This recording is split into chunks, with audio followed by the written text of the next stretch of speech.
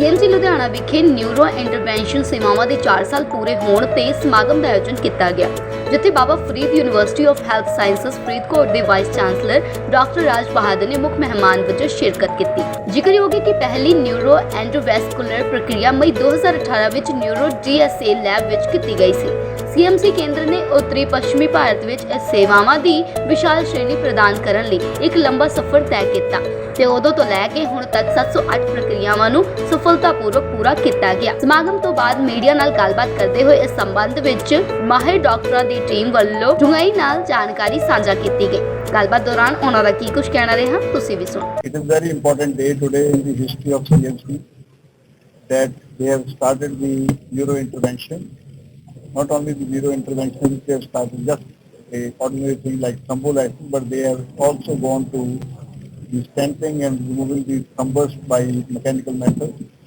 I am so happy to see that the faculty here, they have removed the thrombus, the clots from different places like the limbs, the brain, which is very important because that produces a stroke. I think this facility is important, which have been carved out in this part of the country, and we had only one institution, which is PEI, but then now in Punjab we will probably say that in CMC this facility is available.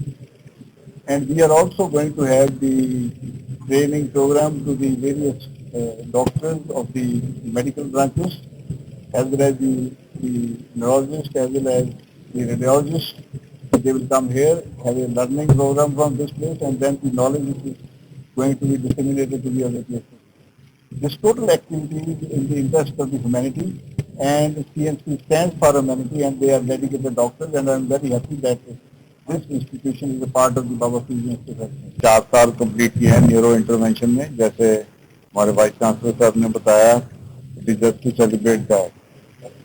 हम सबको पता है जो हमारा hospital है पिछले 128 साल से जितने भी पुअर और नीडी हैं उनके लिए हेल्प करता है, और उसी डायरेक्शन में आगे जाते हुए ये जो 4 साल पहले प्रोग्राम शुरू किया गया था स्ट्रोक पेशेंट के लिए खास करके, उसको आज हम एक अवेयरनेस क्रिएट कर रहे हैं ताकि और ज्यादा लोगों को पता चले।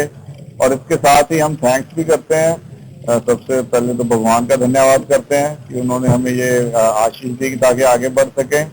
और जो हमारे वेल विशर्स हैं, जैसे हमारे वाइस चांसलर सर हैं जो हर समय हमारी सपोर्ट करते हैं एजुकेशनल एक्टिविटीज में और प्रमोशनल में, हेल्थ रिलेटेड जितनी भी ट्रीटमेंट्स हैं, और सिटी में जो हमारे स्पॉन्सर्स हैं, वेल विशर्स हैं, डिस्टिंग्विश्ड डोनर्स हैं, उनका भी धन्यवाद करते हैं, क्योंकि ये सारा टीम वर्क है और इसमें बहुत सारे लोग हमारे जुड़े हुए हैं।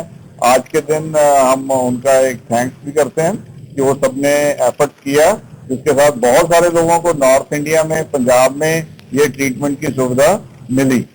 और मैं एक बात और यहाँ से इस समय मेंशन करना चाहता हूँ कि हमारे बहुत से पेशेंट ऐसे हैं जिनके पास फाइनेंशियल असिस्टेंस नहीं है, जो हमारे सिटी में वेल विशर्स हैं, उन्होंने ये हमें अपॉर्चुनिटी मौका दिया है कि उन पेशेंट्स की भी ट्रीटमेंट प्रोवाइड दी जाए। मेरी आप सबसे एक ही रिक्वेस्ट है, इस बात को ज्यादा से ज्यादा लोगों तक पहुंचाया जाए। जब भी कोई स्ट्रोक का पेशेंट होता है उसको समय रहते इमीडिएटली हमारे हॉस्पिटल में भेजना चाहिए, ताकि जो स्ट्रोक से डैमेज होती है वो कम से कम हो, ज्यादा ना हो, और हमारी जो समाज है उसमें ज्यादा से ज्यादा लोगों को फायदा मिले। मेरा नाम डॉक्टर विजय अग्रवाल है। मैं न्यूरो इंटरवेंशनिस्ट हूँ यहाँ पे department of neurology CMC Ludhiana में। ये लैब हमने 2018 में शुरू की थी, जब मई में हमने first case of mechanical thrombectomy किया था। एक स्ट्रोक पेशेंट जिसकी ब्रेन की एक नस बंद हो गई थी, उसको स्टेंट के थ्रू खोल के उनका ब्लड का फ्लो दोबारा से ठीक किया था। पेशेंट बहुत जल्दी ही रिकवर हुआ, बहुत अच्छा हुआ। I am feeling proud to say that हमने 4 साल यहाँ पे पूरे कंप्लीट किए हैं। We have done more than 700 procedures today, successful procedures. हमारे पेशेंट बहुत इम्प्रूव हुए, बहुत अच्छा फीडबैक मिला। वी वेंट आउट, हमने अवेयरनेस क्रिएट किया, आसपास बहुत लोगों से रिक्वेस्ट किया, वेबिनार्स ऑर्गेनाइज किया, सेमिनार्स किया, अवेयरनेस क्रिएट किया ताकि स्ट्रोक के सिम्टम्स को आइडेंटिफाई किए और विद इन टाइम जितना जल्दी हो सकता है हमारे पास रेफर करें ताकि हम उनका ट्रीट करें। तो ये जो हमारे 4 इयर्स की जर्नी थी ये काफ़ी सक्सेसफुल रही और we have done a good number of patients in last year. हमारे बहुत सारे पेशेंट्स इम्प्रूव हुए। I would like to thank everyone in the media person system जो हमारे पास आए हैं और हमारे अवेयरनेस क्रिएट करने में हमारी हेल्प। 8 साल कंप्लीट किए हैं न्यूरो इंटरवेंशन लैब से, जिससे हमने बहुत सारे ब्रेन के प्रोसीजर किए हैं। जिससे ये प्रोसीजर वो होते हैं जैसे किसी पेशेंट को अचानक से स्ट्रोक हो जाता है, पैरालाइज का अटैक हो जाता है। पहले तो हमने ये देखा है कि हमारे पंजाब में बहुत सारे लोगों को पता ही नहीं है, खासतौर पर विलेजेस में, इवन सिटीज के बीच में भी लोगों को ये पता नहीं रहता कि स्ट्रोक क्या है। कई बार स्ट्रोक की प्रेजेंटेशन बहुत हल्की सी होती है, जैसे किसी को आँख की रोशनी चली गई, बोलने में दिक्कत हो गई, तो ये सारी चीज़ें काफ़ी बार मिस हो जाती हैं। तो इसलिए स्ट्रोक की अवेयरनेस होना बहुत ज़रूरी है, क्योंकि अगर लोग इसके बारे में अवेयर होंगे तभी वो ट्रीटमेंट के लिए आगे आ सकते हैं। तो इसका जो ट्रीटमेंट है इसमें काफ़ी एडवांसमेंट हुआ है। जैसे कि पहले लोग ये सोचते थे कि अब रंग हो गया तो कुछ नहीं होगा, लेकिन अभी ट्रीटमेंट है कि जिसमें अगर हम टाइम पे हॉस्पिटल में आए, इंजेक्शन लगा के क्लॉट को बस्ट कर सकते हैं, जिससे ब्रेन की सर्कुलेशन खुल जाती है और इम्प्रूवमेंट आ जाती है। और उसके अलावा अगर किसी पेशेंट को स्टेंट रिट्रीवर और मैकेनिकल थ्रोम्बेक्टमी, जिसको एंडोवैस्कुलर प्रोसीजर कहते हैं, उससे भी हम क्लॉट को निकाल सकते हैं और स्टेंटिंग भी करते हैं। तो ये सारी चीज़ों से पेशेंट की आउटकम में काफ़ी फर्क पड़ता है। तो मैं सभी को ये मैसेज देना चाहूँगा कि स्ट्रोक का ट्रीटमेंट आज के दिन में काफ़ी एडवांस हो गया है। जिस पेशेंट को भी ये सिम्टम्स आते हैं उसको तुरंत हॉस्पिटल आना चाहिए, ताकि फिर उसका ट्रीटमेंट समय पे शुरू हो सके और उसकी आउटकम इम्प्रूवमेंट हो। सबसे पहले मैं ये कहना चाहूँगा कि स्ट्रोक में टाइम बहुत ज़रूरी है, इसमें टाइम बिल्कुल भी वेस्ट नहीं होना चाहिए। और दूसरी चीज़ है कि जब भी किसी को स्ट्रोक होता है तो ये अचानक से होता है। जैसे किसी का चेहरा टेढ़ा हो गया, आर्म्स में कमजोरी आ गई, लेग में कमजोरी आ गई, चलने में दिक्कत आ जाती है, बोलने में परेशानी है। बोलने का मतलब कि जिसे हम स्लरिंग कहते हैं, जब फसलापन आ जाता है, तो इस तरह के सिम्टम्स आते हैं। इसके अलावा कुछ सिम्टम ऐसे होते हैं जो मिस हो सकते हैं, जैसे कि किसी को अचानक से देखने में दिक्कत आ गई, बैलेंस की प्रॉब्लम आ जाती है।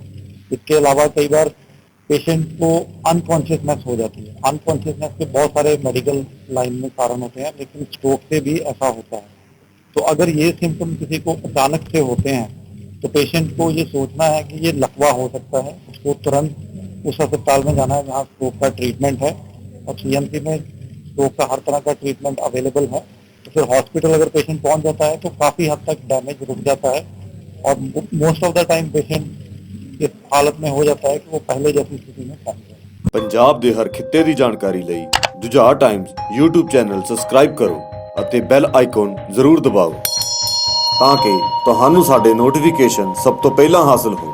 Facebook user Jujhar time page like ਕਰੋ।